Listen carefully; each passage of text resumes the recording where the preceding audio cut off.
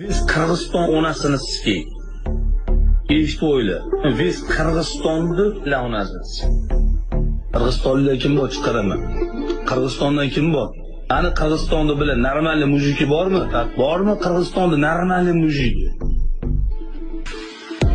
Bormi onangiz siskiga normalniy bir dostoyniy mujik onangiz sikisilar.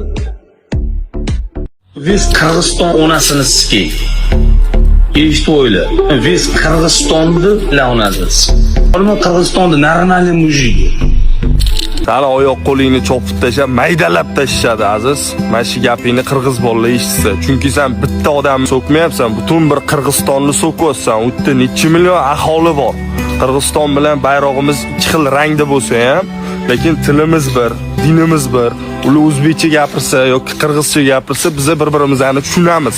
Ikkita millatni orasiga sovchilik tushirmaydan tarqagan haromi, sani o'zi O'zbekistonda o'rning yo'q. Otang kimligini haligacha bilmayapsan. Qirg'izistonlik aka-ukalar, buni gapiga e'tibor qilmanglar. Buni O'zbekistonda daji o'zini o'rni yo'q. TikTokda qilmagan shart unitazlarga kallasini tiqib butulkalarga o'tirgan bir haromi bu. Og'aynisi Dubayda ochiq yurtdi vatan xoini. Do'stligimiz abadiy bo'lsin. Bunaqalarning gap so'zlariga e'tibor qilmang. Mana shu videoga bitta dona like bosib, srochniy hammaga tarqatib tashinglar. Ko'proq odam videoni ko'rsa, umid qilamanki, bunaqalarni tez orada topib, chorasini ko'rishadi. Yana bir marta kechirim so'rayman qirg'iz elidan. Assalomu alaykum qirg'iz elim, baringlarga qutmandu kech. Janagi aziz TikTokerni kechirim so'ratamiz dedik bile. Biz o'zimizga da so'zimizga da javob beramiz. Kechirim so'ratdik. Bundan keyin anda qaytalanmaydi. Kim qirg'iz elini so'ga turgan bo'lsa, ham bundan keyinchi shag'in sindirib ko'tirib qo'yadi erkakcha aytdim. Bundan keyin kechirim yo'q. Prosta montaj bo'ldi, anday bo'ldi deb atmosfera qiladi. Meyli deb kechirdik. O'z chin yurakdan kechirim so'ragan uchun.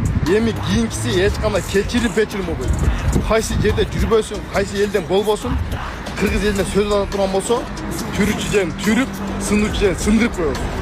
Assalomu alaykum Qirg'iziston eli, qirg'iz elim. Assalomu alaykum va rahmatullohi va barakatuh.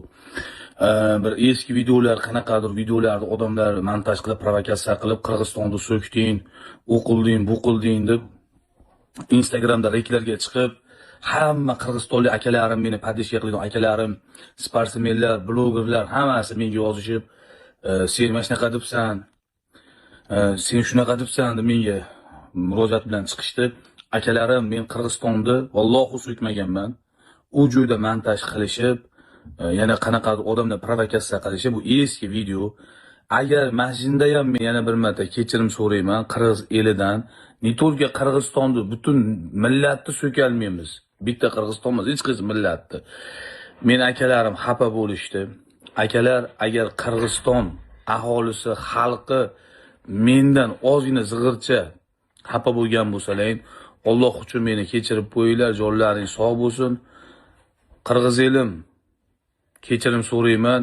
Noto'g'ri tushungan bo'lsalaring, provokatsiya uchun yana bir qator kechirim so'rayman. Jonlaring sog' bo'lsin.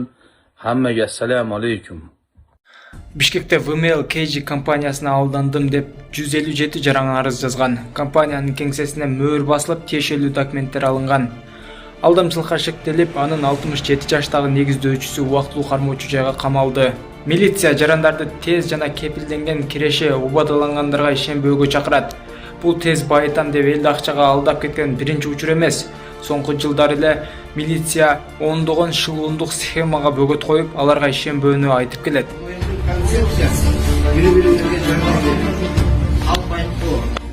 Bishkek'in sentrinde adım geldim de geçtim. Geldim vardı hızlıcı uylantıda. 500 bin girgizgenler var ekin arasında. Buna Bishkek'teki roğda da şunca adam götürüp durat. VML деген компанияны куардым. Мен бүгүнкү кирежем 375 сом. 400 жылга соң кызмет эттиптер.